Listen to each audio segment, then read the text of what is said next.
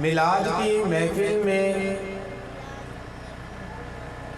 اعتراضات بہت زیادہ ہیں۔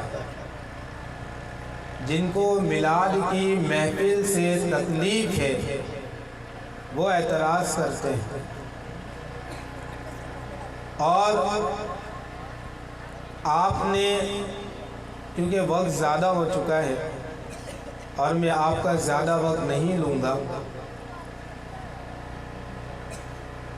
دین کی راہ میں یا علم دین سیکھنے میں اگر کچھ وقت صرف ہو تو یہ اچھی بات ہے، علم سیکھنے کا موقع ملتا ہے، ورنہ ہماری زندگی کی بھاگ دوڑ ایسی ہے کہ جو کچھ بچپن میں قاری صاحب نے جو پڑھا دیا اور جو ہم نے پڑھ لیا، جو قاری صاحب نے ہمیں سکھا دیا وہ ہم نے سیکھ لیا، اس کے بعد جو زندگی کے مرحلے میں بھاگ دوڑ جو لگا رہتا ہے، کبھی نوکری کے چکر میں، کبھی ہسپتالوں کا چکر، یعنی انسان الجھ کر رہ جاتا ہے، پھر علم دین سیکھنے کا موقع نہیں ملتا۔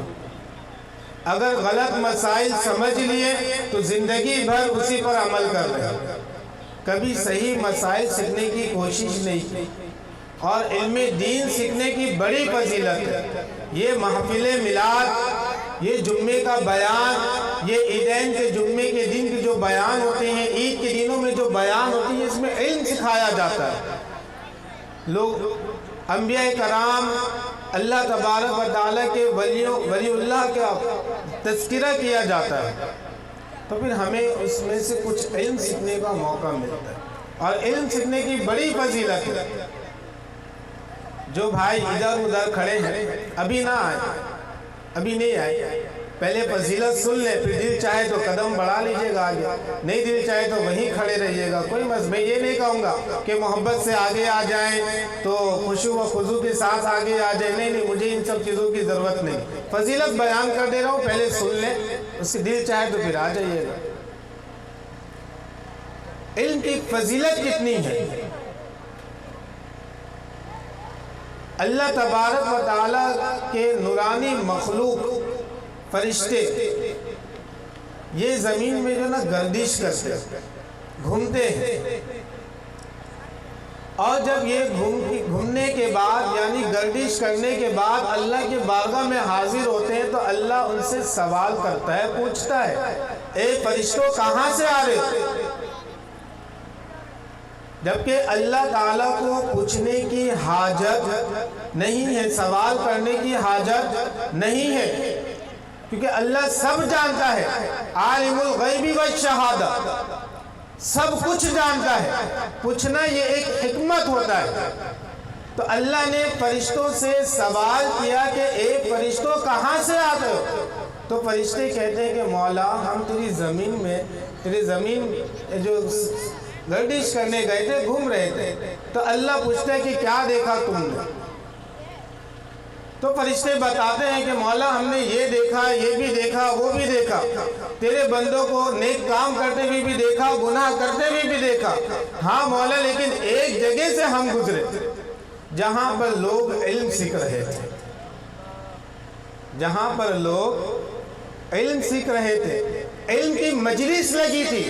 یہ میلاد محفل یہ علم کی مجلس ہے، یہاں بیان کرنے والا علم بیان کرتا ہے، نعت پڑھنے والا حضور نبی کریم صلی اللہ تعالی علیہ وسلم سے کتنی محبت ہے، کتنا عقیدت ہے، وہ اپنے اشعار میں بیان کرتا ہے۔ اور اعلیٰ حضرت امام احمد رضا خان کے اگر اشعار کو دیکھے اور ان کے ایک اشعار کو تشریح کرنا شروع کرے تو خدا کی قسم ایک اشعار میں یہ رات گزر جائے گا، لیکن آقا علیہ السلام کی تعریف بیان نہیں ہو سکے۔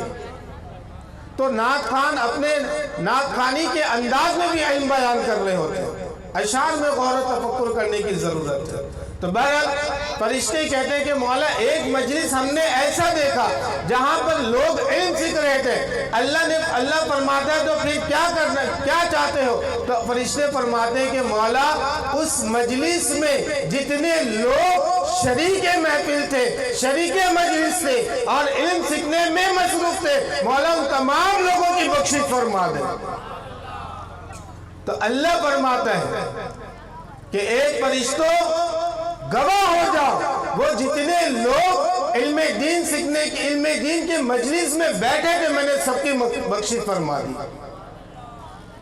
फिर फरिश्ते कहते हैं या अल्लाह ज़वजल, एक शख्स था वो उस इल्म दीन के मजलिस के पास से गुजरा था, बैठा नहीं था। हम महफिल होते हुए देखते हैं, आते रहते हैं, जाते रहते हैं, देखते रहते हैं कि महफिल हो रही है, बयान हो रहे हैं, नातखानी हो रही है, बैठते नहीं है, बस देख के चले जाते हैं। तो फरिश्ते कहते हैं कि मौला ऐसे भी लोग गुजरे जो उस मजलिस में बैठे नहीं थे, वहां से गुजरे थे। अल्लाह फरमाता है क्या चाहते हो? फरिश्ते कहते हैं कि मौला उस गुजरने वाले शख्स की भी मग़फ़िरत फरमा।